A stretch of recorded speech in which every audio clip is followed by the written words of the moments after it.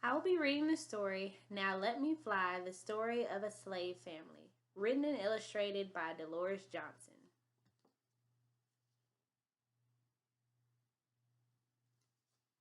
I will never forget the day I first wanted to fly. My name was Mina then. I lived in Africa. It was many years ago in 1815, but I can remember the day as if it were yesterday. My life was so happy then. That day, my mother and I were selling baskets and mats of straw at the marketplace. I became troubled when I saw a beautiful bird beating its wings against its wooden cage, trying to escape. You should be free, little bird, I whispered. I opened the cage door and watched as the bird spread its wings and flew away. I wished I could fly above the clouds with it. My mother didn't scold me, even though the man who owned the bird shouted and waved his fist angrily at me. She just pressed some of our baskets into the man's hands to quiet him and then said these words to me. You did the right thing, my daughter. No living thing should ever be confined.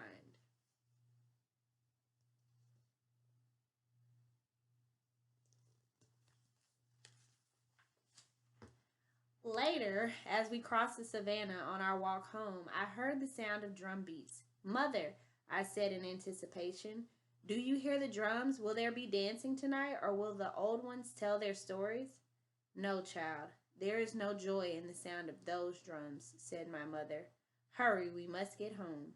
When we arrived at our settlement, day had already dissolved into night. Many had gathered in a circle, their faces lit by the flickering campfire. The council of elders was meeting, presided over by my father, the chief. It seems a man from our compound named Dongo was on trial. I was not surprised, for this was not Dongo's first trial. My father challenged Dongo. It is said that you kidnapped some of our people and sold them as slaves. No one has seen you commit this outrage, but your past leads us to believe you are the one among us who would harm us. Therefore, you are banished from this settlement, Dongo. Leave here and never come back, or your life will come to a quick and painful end. Two men led Dongo away.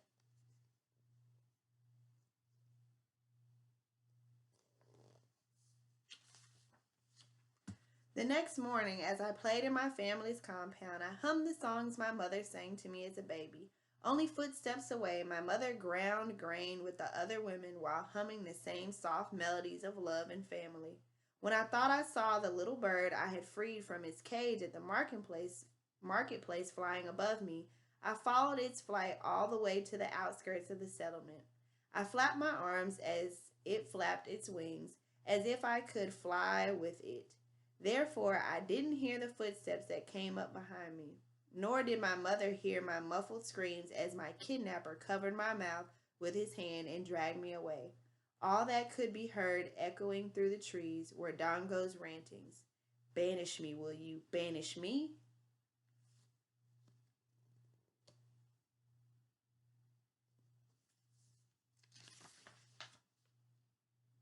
I will never forget how it felt to be forced to walk bound and beaten for endless miles, each step taking me farther away from my mother and father. As I was marched, hundreds of others shackled and stumbling As I was marched, hundreds of other shackled and stumbling black men, women, and children, taken as prisoners of war or kidnapped like me, joined us. We were herded by slave catchers like Dongo across western Africa up to the edge of the western shore.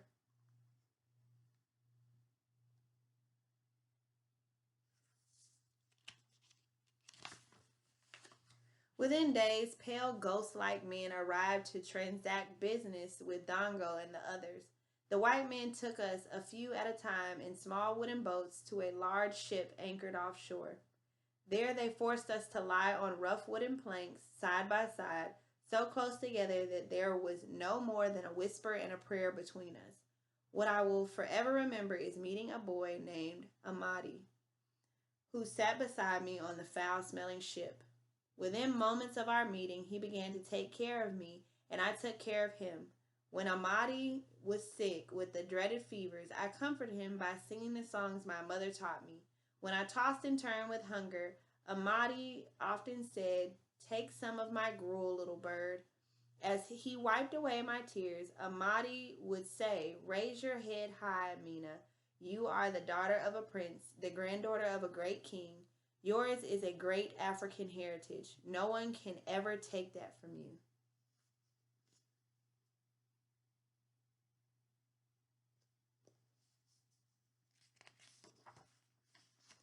It was 3 long months before the big wooden ship finally dropped anchor on the shores of a land called America. They herded those of us who had survived the painful voyage off the ship in shackles and chains.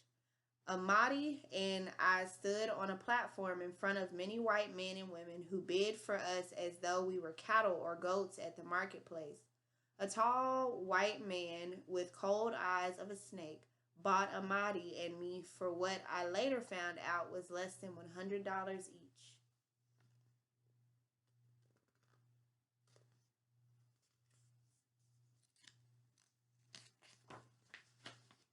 The man who bought us forced us to call him Master Clemens. Then he took away our names and told us, "Never speak a word of your savage language again."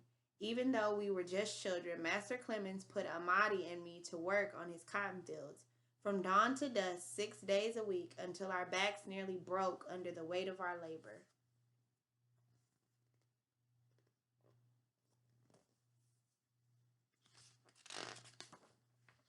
Almost overnight, Amadi and I grew from boy and girl to man and woman.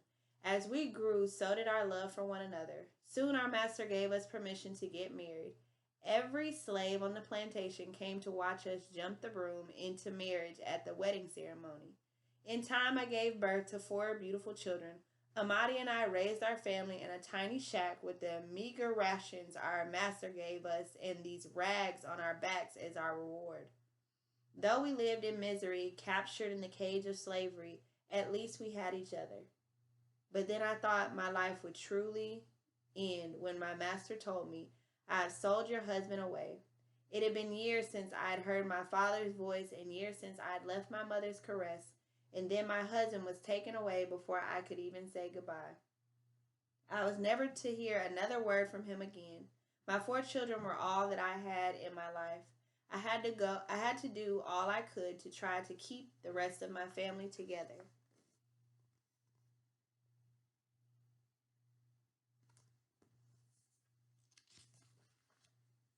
My hopes for my family were denied as soon as my oldest child, Joshua, began to grow toward manhood. By then, everyone could see that my boy had a special gift. It is as if when he talked to the horses, they understood every word. Master Clemens saw the bond my son had with animals and sought to profit from it. The last time I ever saw Joshua, he was in chains in the back of a wagon. He was on his way to be sold to another plantation, just as his father had been sold away only 1 year earlier. "Please, master, don't tear my family apart again. You can't sell Joshua. Don't sell my son," I pleaded. But Master Clemens just pushed me aside. "That boy is more mine than yours," he yelled as the wagon drove Joshua away.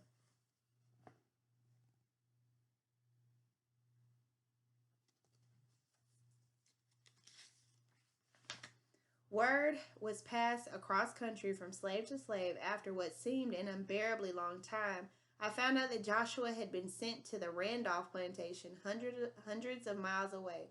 Joshua will learn from their blacksmith all about the anvil and the fire. He will probably be hired out to bring more profits to his new master. A promise that Joshua made was also passed on to me. He vowed, "I will save every penny I am allowed to keep to buy freedom for my whole family."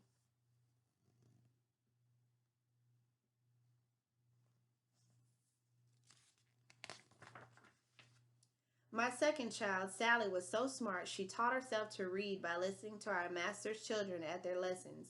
But in Georgia, it was against the law for a slave to know how to read.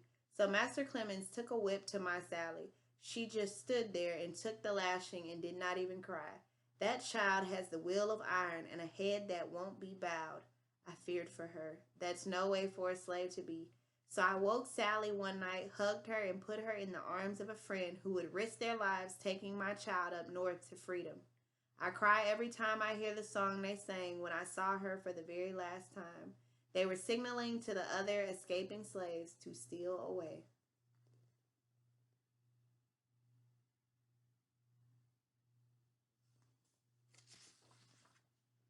Months later, I received a letter. I had to find someone to read it to me. The moment I first heard it, I memorized every word.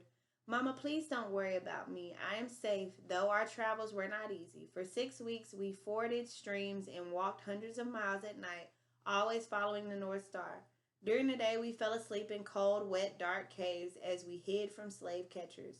Free black people and sometimes even white people offered us refuge. Mama, you should have seen how happy we were when we arrived at the rock with the P that told us that we were at the Mason Dixon line. We knew that in the state of Pennsylvania we could finally be free. I love you, Mama. Sally.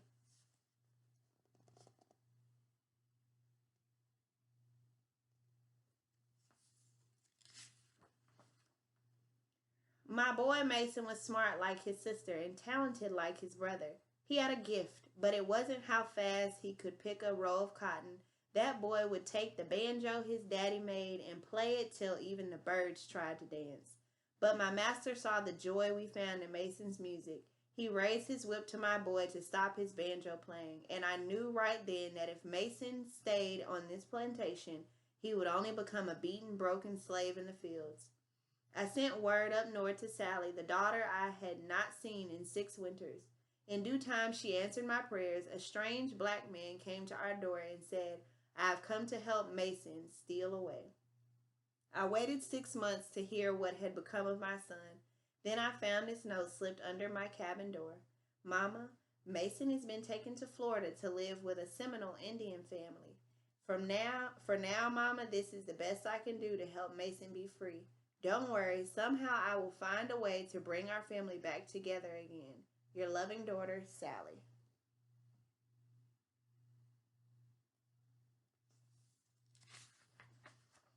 Katie is my last child. She is my youngest, my dearest Katie. I do not know what I will do if she is ever taken from me. Katie is now working in the plantation's big house. She has humbled herself to Master Clemens's daughter. Our young mistress has told my daughter that neither she nor I will ever be sold if Katie remains her dutiful servant.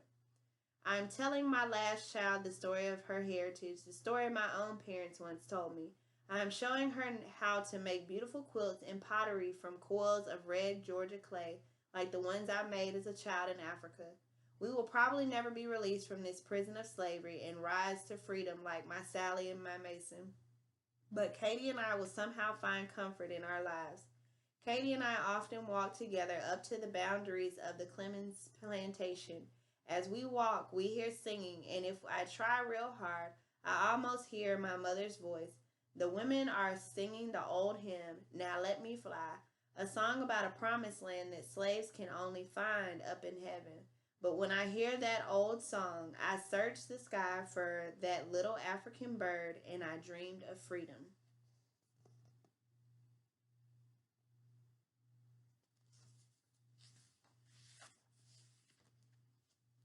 Now Let Me Fly, the story of a slave family. Written and illustrated by Dolores Johnson.